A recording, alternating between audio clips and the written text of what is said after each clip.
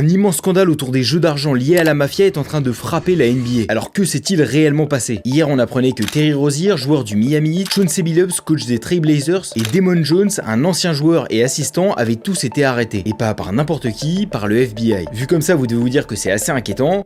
Eh ben vous avez raison. On va commencer par Terry Rozier. Ça fait déjà un long moment que l'affaire traînait. Une enquête avait débuté quand il jouait encore aux Hornets. Et cette fois-ci, les accusations sont claires. Il aurait transmis des informations confidentielles sur son équipe et lui-même, souvent à propos de son temps de jeu ou de sa disponibilité par exemple. La rencontre qui est visée s'est déroulée le 23 mars 2023. Une affiche face à la Nouvelle-Orléans où il avait simulé une blessure. Il était sorti à la 9e minute afin de truquer la rencontre. Le tout afin de faciliter la mise de certains parieurs. Ce soir-là, plus de 200 000 $ avaient été misés sur sa contre-performance.